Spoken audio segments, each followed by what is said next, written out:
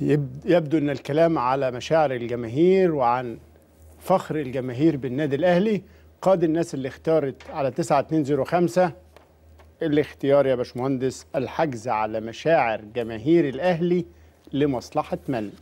الحقيقة بكل ما فيها جمهور الأهلي قلق جدا هذه الأيام على حكم المحكمة بالحجز أو على القرار الإداري بالحجز على أرصدة النادي الأهلي في البنوك. والناس شايفة يمكن حتى في مواقع كتيرة جدا معظمها مواقع تتعلق بأندية أخرى وبجماهير منافسة تحدثت على أنه صفقات الأهلي الجديدة اللي المهندس عادل تعب فيها وحضراتكم سعداء بيها جدا تقريبا بتتعرض للفشل أو للتعثر أو للانهيار بسبب أنه تم الحجز على أرصدة النادي الأهلي في البنوك، وبالتالي ليست لدى الأهلي سيولة مالية لإبرام أو إنجاز هذه الصفقات. المسألة تعلقت كلها بمشاعر هذه الجماهير وبعواطفها وبرغباتها، وللأسف القرار مصري ومن مسؤول مصري وضد نادي مش عايز أقول بس مصري، نادي درة التاج المصري في تاريخ الرياضة في مصر. يحصل معاه كده في هذا التوقيت، أعتقد المسألة ما عادتش حجز على أرصدة بنوك بقدر ما أنها حجز على مشاعر جماهير ومصادرة فرحتها بناديها. باشمهندس، كيف ترى هذه الإشكالية في هذا التوقيت؟ احنا ارتبنا في ان القرار ده ينفجر في هذا التوقيت في بداية موسم، في بداية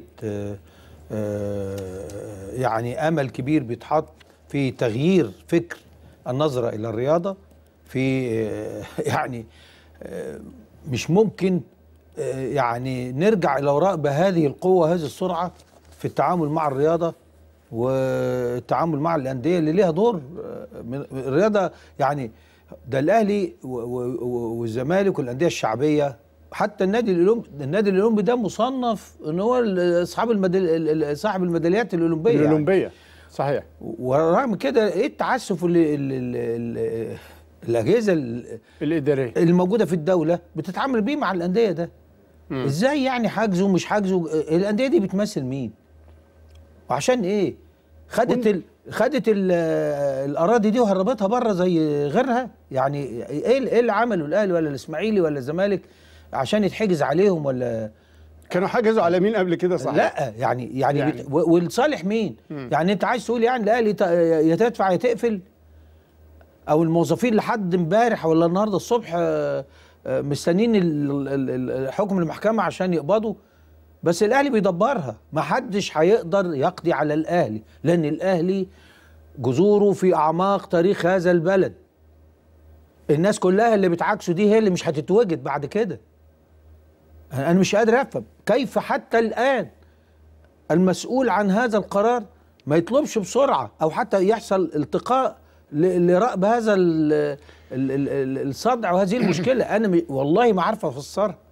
طيب ما تخلينا نحاول نفسرها مع واحد من أصحاب الشأن، الأستاذ دميان اسكندر مدير الإدارة القانونية للنادي الأهلي. يمكن النهاردة صدر حكم في المحكمة، الأستاذ دميان يقول لنا ماذا في هذا الحكم وإيه دلالته وكيف سيتم التعامل معه قانونا. أستاذ دميان مساء الخير. مساء الخير. أهلا بك يا أستاذ دميان. مساء حضرتك طيب. كل سنة وأنت طيب. أستاذ دميان، صدر قرار أو حكم محكمة القاهرة للأمور المستعجلة بوقف تعليق الدعوة المرفوعة من الأهلي ضد محافظة القاهرة لحين الفصل في دعوى نزاع إبراء الذمة. كلام قانوني أنا فاهمه، لكن من الممكن جدا كتير من السادة المشاهدين اللي ما لهمش خلفية قانونية ما بقاش فاهم إيه الموضوع. هو بص حضرتك، الدعوة اللي احنا رافعينها قدام القضاء المستعجل قدام قاضي التنفيذ يعني مبدئيا مين حجز على أموال الأهلي في البنوك؟ محافظة القاهرة. محافظة القاهرة. ومعنا الإدارة العامة لأملاك المحافظة بتفويض من المحافظة. الإدارة العامة لأملاك المحافظة.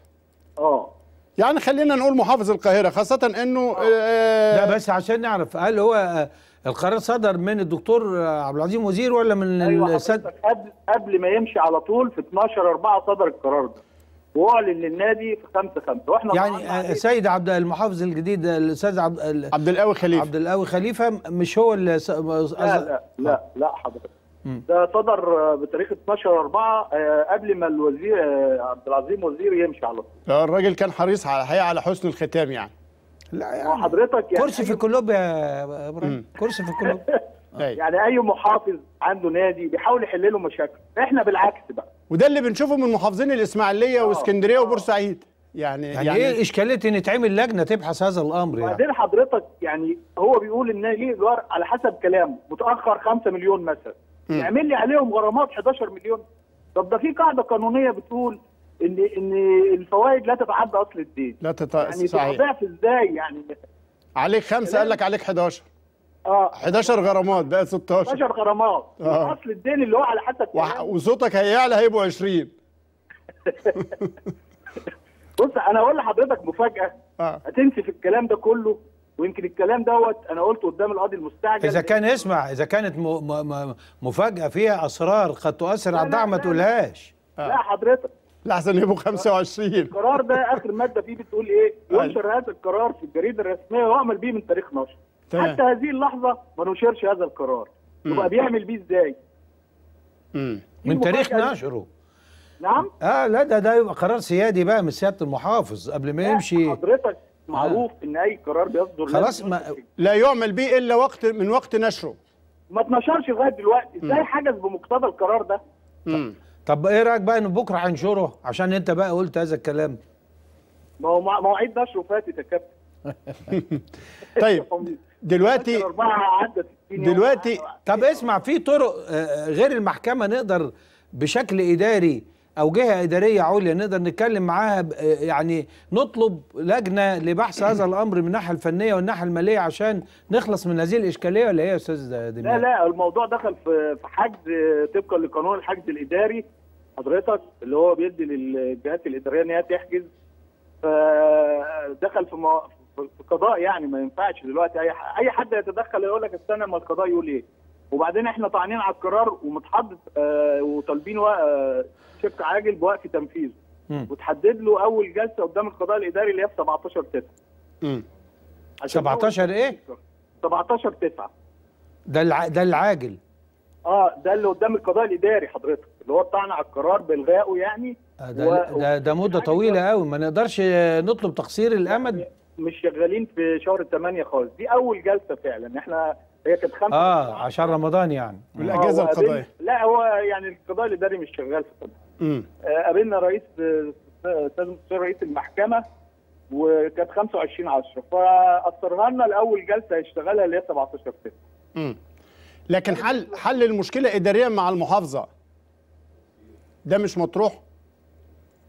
ده عشان تحلها بقى لازم تتنازل عن الحجز حضرتك وتبلغ البنوك اللي هي حجزت عليها ال 36 بنك. يعني انت لو رحت مع المحافظه النهارده وصلتوا لتسويه ويتنازلوا عن الدعوه، ده مش يبقى احد الحلول؟ يتنازلوا عن الحجز. ما هو انت لو وصلت لاتفاق وتسويه وفي محافظ على الحجز وفي يعني محافظ جديد مش معني انه يعذبك، معني انه يساعدك. هو دلوقتي القرار اصبح يعني معدوم، لا وجود له، ما اتنشرش حضرتك. ايوه، سيبنا من الاشكاليه القانونيه، لان زي المهندس عدلي قال لك في النهايه مين قال لك ان في سياده قانون في المجمل يعني؟ لا هو تعسف في استعمال بالظبط، يعني هي تعسف ومش القضاء الاداري تعسف في استعمال السلطه.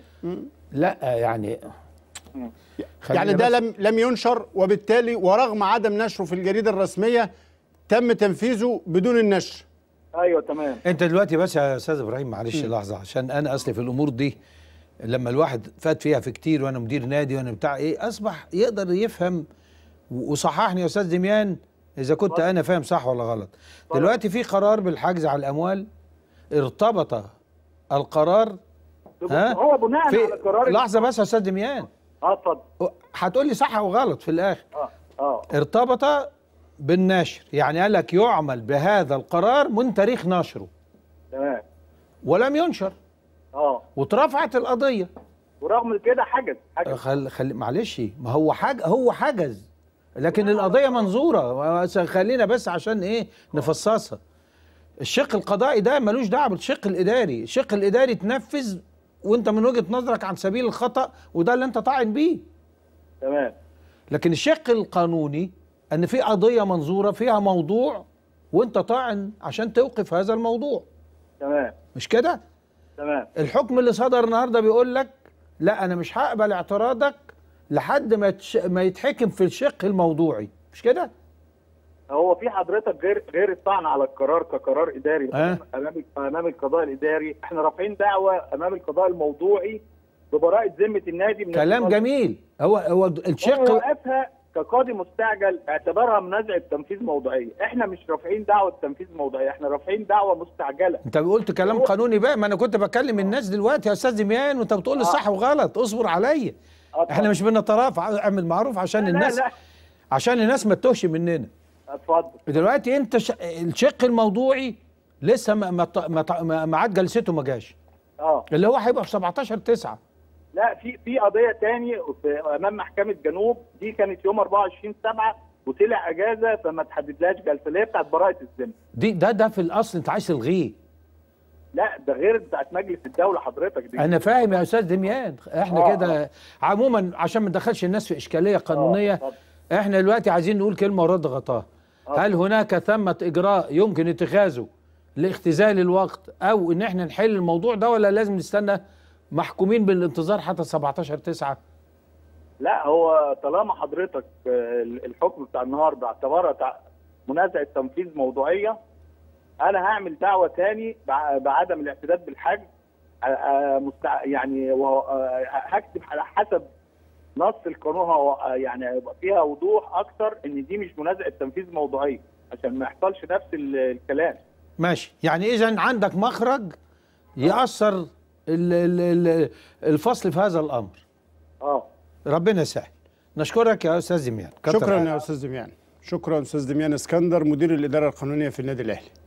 باشمهندس، يعني هي الاول والاخر في المساله لدى محافظ القاهره. اصل احنا دخلنا كده في تعبيرات وتفصيلات قانونيه. انا اللي كنت عايز اوصل له الكلمتين الاخرانيين دول.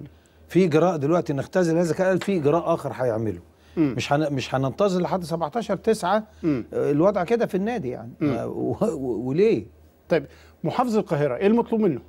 لا، المطلوب منه لازم في تصوري والله اعلم بقانونيه هذا الاجراء، يعني ان يحصل اتصال من النادي الاهلي، لازم وفد يروح يقابل سياده المحافظ الجديد، يتعرف عليهم ويتعرفوا عليه، يعيشوا معاه في تفاصيل المشكله ويشاركوه فيها، لانه هو بالتاكيد هيهتم، مش هو مصدر القرار، هيهتم بالنادي اللي هو في تحت مسؤوليته، وخصوصا احنا في وقت حرج جدا، ويشرح حرج الوقت اللي احنا فيه، ويصلوا الى تسويه قد تؤدي الى التنازل عن الدعوه ونخلص ونمشي في اطار تحكيم او حاجه تسويه مدنيه، يعني مش ضروري تبقى قضائيه يعني. طيب نشوف المهندس الحسيني من القاهره. باشمهندس. ايوه اتفضل يا باشمهندس. مساء الخير. اهلا، مساء الخير. ازيك طيبين؟ اهلا بيك يا باشمهندس. حياتي الاستاذ عبد الخير. اهلا بيك يا سيدي. من المراقبه الصحيه. اتفضل. الحمد لله. اولا انا بهنيكم في رمضان، وعايز اقول ايه بالنسبه للحجز على اموال البنوك، انتوا في اسعار جديد اسمها اهلاوي، انا عاجبني جدا، اهلاوي مصراوي، هو ده بلدنا. وخلال النادي الاهلي انا بادي لقناه النادي الاهلي تعديل الصوت التلفزيون مشوشر ان احنا مش فاهمين. حضرتك وطي التلفزيون اسمعنا عشان نعرف نسمعك بس من التليفون. بديكوا ده بدي النادي الاهلي تعديل عملته لجهاز ضغط الدم الالكتروني في الجهاز. لجهاز ايه؟ ضغط الدم، زي ضغط الدم. لجهاز ضغط الدم. جهاز ضغط الدم. حضرتك عملت اختراع يعني؟ عملت تعديل عليه. طب حضرتك يعني يسيب تليفونه في الكنترول عشان ده مش موضوع الكنترول هيتناقش معاك يا باشمهندس. الكنترول هيتناقش معاك وهيوصلك للجهه المختصه ان شاء الله، لانه الاهلي ما هواش معني بكده، لكن الزملاء في الكنترول هيوجهوك الوجهه الصحيحه. شكرا جزيلا. شكرا. باشمهندس انا بس ايه معانا الاستاذ محمود. ايوه يا باشا معاك. اتفضل يا استاذ محمود. السلام عليكم. وعليكم السلام. السلام ورحمه الله. اهلا بيك يا سيدي. ازيك يا سميتها يا استاذ خالد؟ عامل ايه يا باشا؟ اتفضل يا استاذ محمود. اتفضل. يا كابتن، كنت عايز اعلق على موضوع حسني عبد ربه دوت. ماشي. ايوه. ان هو بيتكلم بيقول لك انا مش عايز العب في الاهلي. يا سيدي يا من فضلك، لا من فضلك يا حاج، احنا كده بقى هنبقى يعني مش عايزين حد يفتح بقه ولا ايه؟ هو مش عايز يلعب النادي الاهلي، ده رايه الشخصي. مش عايزين يا جماعه بقى ان نحجر على راي حد، يعني اي حد من حقه يبقى عايز يلعب في هو الأهلي لم يسئ او مش للنادي. عايز. اصلا هو ما اساءش للنادي الاهلي. هو يمكن بيقول ان في ارتباط مع جمهور الاسماعيلي، وجمهور الاسماعيلي لا يتقبل ده. انت مش عارف السؤال اللي اتساله ايه بالظبط. يعني، فارجوكم ما تهاجموش حد. اتفضل. شكرا يا قال محمد. لك انا مش عايز العب في الاهلي. خلاص ده رايه. مش كل الناس عايزه تلعب في الاهلي. احنا اتفقنا قبل كده ان اللي احنا بنسعى وراه اللي بيتمسك بينا بس، من غير زعل يعني. محمود. وهو نجم كبير نتمنى انه يكون زيه في النادي الاهلي، لكن هو ما اظنش انه قالها بالطريقه دي. شكرا باشمهندس. يعني كلمه اخيره، نتمنى ان محافظ القاهره الجديد اللي هو عبد القوي خليفه بعد ما شمله او شملته حركه المحافظين الاخيره واستمر محافظا للقاهره، ان يدرك مع مساعديه ان النادي الاهلي المعلم السياحي ربما الاهم والاكبر والابرز رياضيا في المحافظه. وزي ما المهندس عدلي قال قبل كده، اعتقد ان كل المحافظين اللي مجرد ما الاهلي بيفتتح عندهم اكاديميه او فرع لاكاديميه كره القدم الخاصه بيه بيهتموا قد ايه بيهتموا وبيحتضنوها، لانهم بيعرفوا كويس قيمه المردود الشعبي للكلام ده. مش سهل ابدا يا سياده المحافظ انه الملايين من جماهير النادي الاهلي عبر كل الجمهوريه تكون مشاعرها متضايقه ومتكدره وقلقانه على مصير نادي هي بتحبه، لسبب انه في من الساده المحافظين بدات الناس تتكلم على انه لا، مطلوب مننا نعمل اي حاجه علشان مش كده. فعلا في ناس الامور ابتدت تقول من المعسكرات الاخرى كده بقى في تهليل وفرحه كده صفقات الاهلي هتفشل. يعني الاجراء والقرار قاد الجماهير الى تفسيرات اخرى نحن في غنى عنها ومصر في غنى عنها تماما. كل ما نتمناه يا سياده المحافظ، محافظه القاهره اللي سابت ملايين الامتار والافدنه لرجال اعمال زي ما المهندس عدلي قال، اعتقد لا النادي الاهلي هيهرب ولا ارض النادي الاهلي هتستثمر في حاجه غير اسعاد مصر واسعاد كل المصريين ورفع علم مصر. ولو في حد في مصر رفع علم مصر واعلى قيمتها الرياضيه في محافل دوليه وقاريه اكتر من النادي الاهلي، حضرتك خليهم يقولوا لك مين هو النادي اللي حقق لمصر من البطولات على المستوى النادي وعلى المستوى المنتخبات اكتر قيمه من النادي الاهلي. شعبيه النادي الاهلي، جماهيريه النادي الاهلي، مكانه النادي الاهلي في محافظه القاهره، اعتقد تفرض عليك وعلى اي محافظ انه يهتم بتذليل كل المشكلات. محافظ بورسعيد بيخصص استاد بورسعيد للنادي المصري مجانا، محافظ الاسكندريه يفتح ملاعب استاد الاسكندريه لنادي الاتحاد، وهكذا يلقى الاسماعيلي الدعم من محافظ الاسماعيليه، بينما يلقى الاهلي كل تعنت وكل تجافي في المعامله من قبل موظفين صغيرين في محافظه القاهره. فلما يتم تعيين اللي هو عبد القوي خليفه تجديد استمراره محافظا للقاهره، اعتقد مشاعر الملايين من جماهير النادي الاهلي في ترقب من حقها تسهل وامل وتامل. بالظبط. الى متى ولمصلحه من؟ نطلع لا قبل ما تطلع فاصل، معلش انا ممكن ارجع فلاش باك وما عملناش قبل كده، بس لازم، لان انا وانا بقلب في الورق دلوقتي بالنسبه لفقره الصفقات احنا كنا بنتكلم ما بنقراش من الاوراق، لكن الفقره بتاعت مجدي عبد الغني يرفض دور السمسار، انا كنت فاكر ان في سماسره بتروح له هناك، لكن تصور ان الموضوع مكتوب ان في اتصالات من النادي الاهلي مجدي عبد الغني عشان يجي يضغط على اللعيبه اللي موجوده في المنتخب تيجي النادي الاهلي، ومجدي رفض. فحصل صدمه لمسؤول النادي الاهلي. ليه؟ هو اللعيبه اللي موجوده دي ما لهاش انديه؟ انا يعني دول يملكها يعني هو كابتن مجدي مثلا انا بقول له والله شوف لي لعيب من البرازيل عاجبني، انما انا محتاج واسطه رئيس بعثه مصر عشان اكلم المقاولين العرب عشان النني ومحمد صلاح، والمقاولين هنا جنبك، وطول كل يوم بنكلم بعض واصحاب واصدقاء وعلاقات بيطلبوا مننا حاجات ونطلب منها، مش محتاجين. بلاش الشغل ده شغل والله صغير قوي بقى، عيب. الاهلي هيتكلم رئيس بعثه عشان يشوف له لعيب